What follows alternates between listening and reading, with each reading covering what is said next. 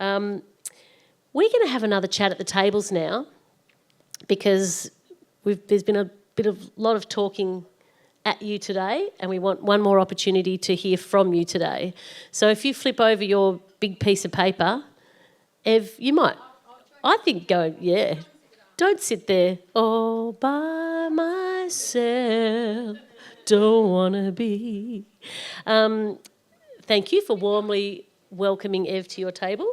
So we've got 3 questions that we would love you to spend a little bit of time having a rich discussion about. What knowledge or skills has been developed in communities which have supported recovery and resilience? And I know that you'll be able to identify some that you've heard today, but some from your own experiences. What other stories of success in communities can be shared regarding recovery and resilience? We want to hear some of your success stories about recovery and resilience. And what other learnings from community can you share about what works and doesn't work in supporting recovery and resilience? So those, I won't repeat them, those questions are there in front of you. And we're going to spend about 15 minutes together chatting, and then a few minutes hearing a key takeaway from your table. So please enjoy each other's company and a good conversation, and we'll see you in a little bit.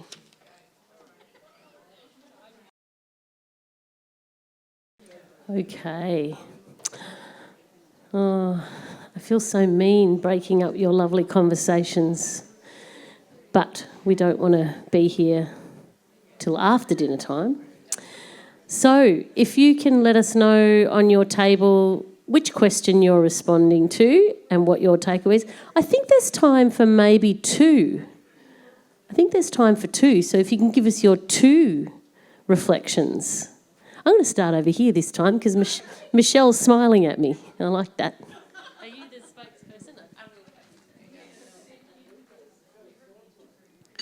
spokesperson? I guess this has been a lovely event, and we've heard some really, really positive and beautiful outcomes. But we also wanted to take the opportunity to say that it wasn't necessarily the same for every community. So some of the CRCs may not have had the opportunity to be as coercive and get some things done. So one of the suggestions that we felt we did really want to be put into the evaluation was just a need for support and training in collective decision-making and conflict resolution if you expect a trauma-informed community to lead. So that was just as a positive way to add that to the discussion. Great. Did you have a second one? I know I only said one. I think... Again, we were talking about some of the gaps that may not have been addressed today through our lovely speakers. And so the other one, which is current for a few of us at the moment, is the short-term, I guess the agency influx at the beginning, and the understanding that it's often a 10-year turnaround, and that things don't work to a time frame, and to have some sort of a mapping or a plan about service withdrawals, etc. along the way. Yeah.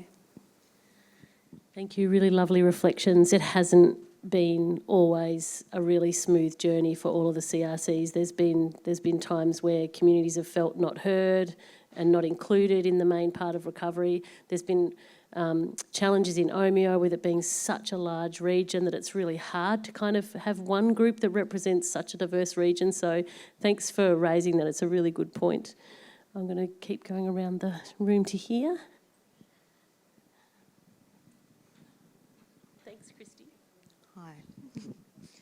You can break into a rap if you like. I can break into a rap? Stutter rap? One of the ones we actually didn't get to talk about too much in our group, but I am going to raise it, was in Mallacoota we advocated really hard for social housing. We were afforded one new social housing project.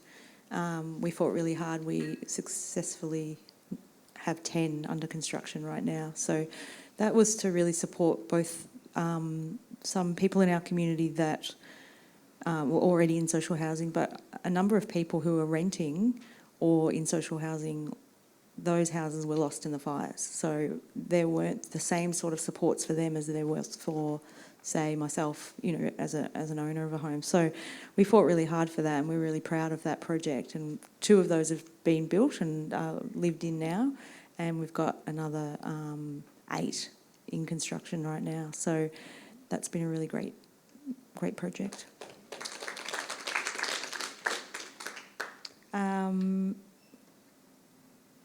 Something in the learnings I think that's important to raise, and it's been a bit of a theme throughout the day, has been around funding and the challenges around that. And, listening to Alani talk about that fantastic project, why did it take 8 years to fund? Oh my gosh. So just thinking about funding models and acting on the idea of community-led recovery or community initiatives. If the community has identified an issue in their community, trust that exists and support the success of that, rather than, I feel like there's this endless grant writing where people might not even necessarily quite have the skills to do that, and then they're sort of throwing it into the ether, crossing their fingers, fail, do again, repeat, until they get something that lands. But perhaps that's a problem with the system, is that maybe we need to be looking at it from much more of, literally holding people's hand through to success, rather than just putting them through the kind of usual grant process, which probably doesn't fit the recovery model. That's just a thought. And it's a really great thought, and I think that feedback has been resounding throughout the entire journey from everyone. And I think government has heard that, and I've seen it actually documented in lessons learned.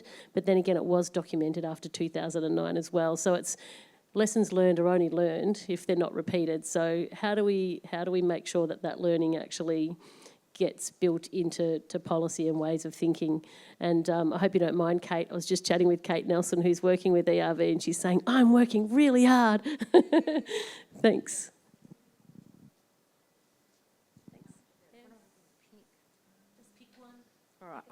All right, I'll talk about some of the group things that they've done in Can River. So they're very proud of a youth group that they've just started, which they've done through their Fire to Flourish funding or support, and how that youth group's being trained up to run themselves and run that program.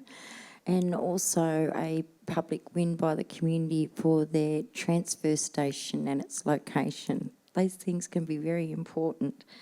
We also talked about the fact that after disaster, the community cohesiveness is really strong. People really mesh in together and help each other out, where previously you might have found without the need, they become a little bit, siloed from each other. But everyone just really comes together and helps each other out, which is lovely to see. We also thought there was a lot of surveys and discussions from agencies, but not enough action. And the difficulty and a lot of time that was spent supporting people who lost their homes to rebuild. So the rebuilding process was particularly hard in East Gippsland, just due to things like the restrictions on houses in fire areas, people being underinsured, paperwork just taking forever, and building materials obviously going up. So it's been a really hard struggle, and instead of building community, we had to support those people who lost their homes first, and that took a lot of energy and time. It does, and thank you for that energy and time, and sometimes needing to be a voice for those people that don't even have the energy to talk to a engineer or Telstra, better yet, have a voice. So, thank you. Really great points. Is it you again, Kath? She volunteered. She was volunteered. The learnings, and we're still learning this one, because as a committee, there's just seems to have been endless, non-stop jobs to do, and we've tried to make a few breaks, and there've been probably too few, where we have a night where it's a pizza and wine and bring your family and play darts. And that's fun because, again, because we didn't know each other and we weren't friends, and you actually don't necessarily make friends by working your way through an agenda and arguing over or discussing what's most important, and the chairman's trying to say, come on, if you guys want to finish this in an hour and a half, which you said you did, we have to talk faster, basically. And so it's really good to have some time to have fun, same as John said about humour. It's because we need to make friends, so we're actually working with friends, because that's what the community is actually friends. So, yep, we've got other things, but that's probably enough.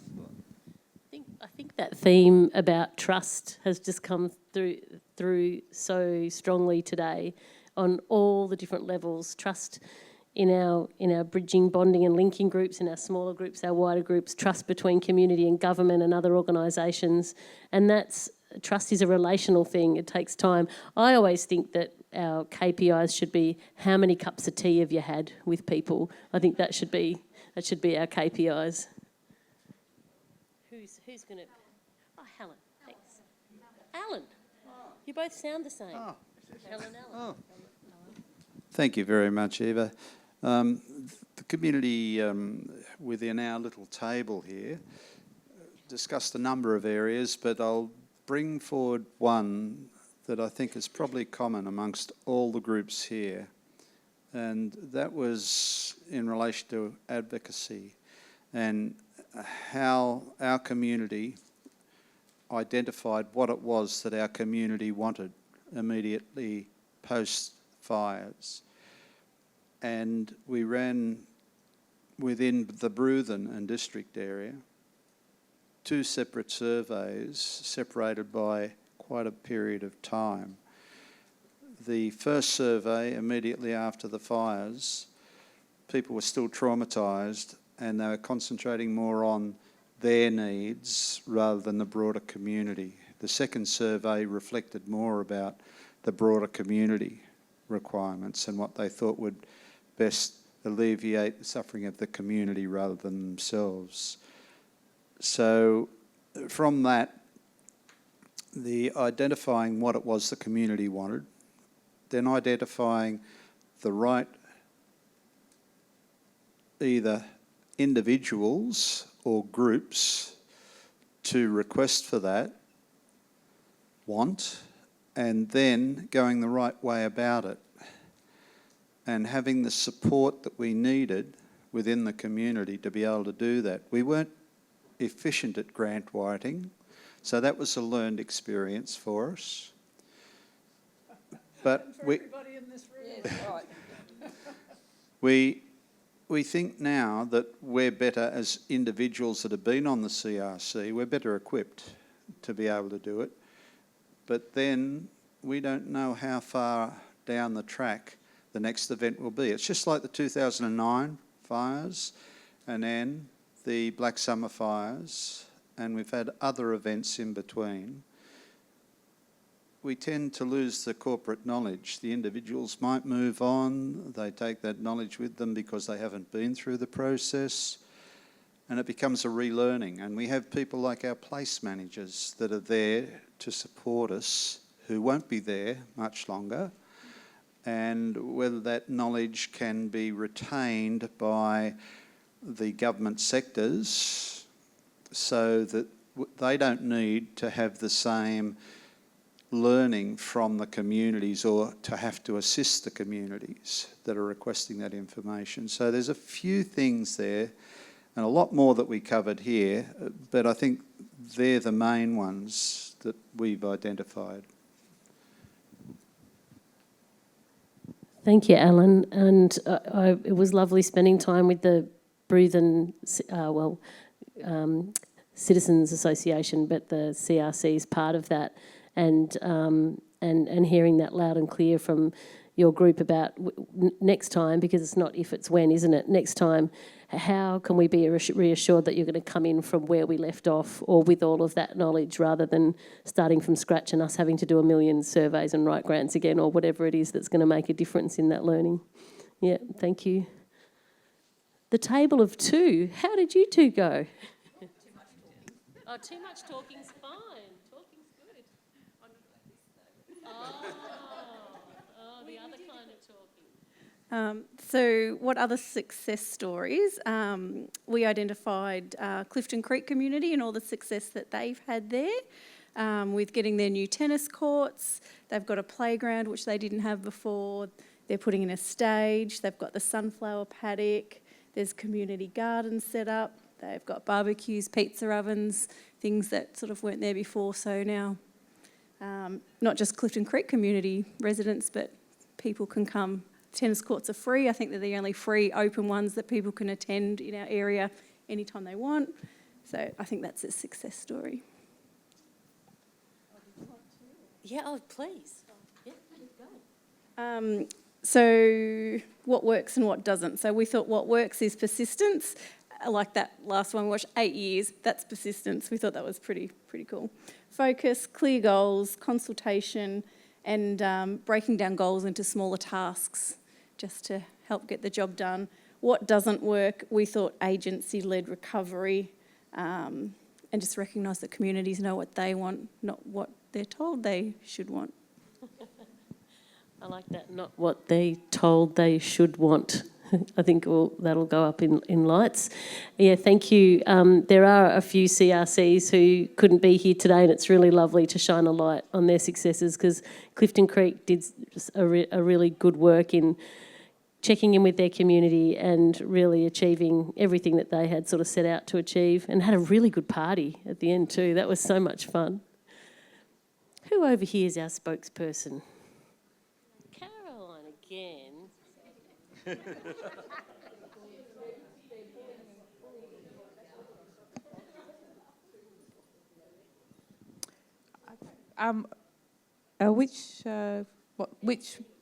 Which ones do you want to choose, colleagues? Up to me. My decision. Okay. Well, it's not 1 and 3. It's 3, 4, and 5. Pay attention. Gosh. Okay. So what we had is what knowledge skills had been developed in communities which have supported recovery and resilience, and one of them was patience and understanding why things are delayed in projects or, applying for a grant or whatever, because there's a lot of stuff behind that goes on in the background, isn't there, that drives us nuts, basically, doesn't it? Yeah, and everything. But I guess a lot of people just had to get used to that. Okay, and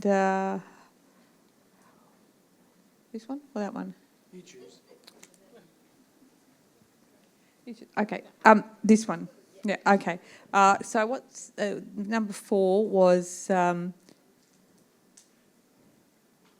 stories of success in communities that can be shared. We were using Orca and Omeo as an example, and of course there's that's the related to the Omeo hub, and then the resilience plan, yes, and it's been a benefit. It's been beneficial for the community there because they've got somewhere to go and together, and there's also advocacy for telecommunications to be improved in that Alpine area, and as with Mallacoota, the power, they need more power certainty, and so batteries and things along those lines. And the other bits there were upgrades to facilities and establishment of community infrastructure that perhaps wasn't there before, and also the introduction of community fire guards. Again, obviously very beneficial to those communities. Yeah. Oh, well done. Thank you, Caroline. If you haven't had a chance to see Orcra's resilience planning, I'll talk while I walk. You can jump on their website. That's the Omeo region why am I forgetting what the acronym stands for, Kath? Omeo Region Community Recovery Committee. I've only said it a million times. Resilience Committee, actually. No, recovery. Yeah, got it. It's a little bit in the afternoon, isn't it? But they did a real power of work that was around really, and Kath should really be talking to this, not me, but really about what does it mean for us to be better prepared from an emergency response and preparation and resilience in terms of that local knowledge being used when particularly people coming from out of town come to with all the best intentions, but that local knowledge needs to be heard and used. And that's all documented for each of the areas up there, exactly what they think is important in that emergency space. So it's really great planning if you get a chance to have a look at that. Thank you for all your wonderful reflections. Good conversations. Really good conversations happening at your tables. Table of 2 up the back there. You admitted yourself you got to chatting rather than focusing, but look, it's okay. I think that's really good because after all, a lot of what we're talking about today is about relationships. So we build those relationships. It looks like Sarsfield's heading out. Thank you, Sarsfield. Thank you for being here today. Yeah, give them a round of applause as they go. We understand. There's all sorts of things that need to happen. And thank you for hanging in.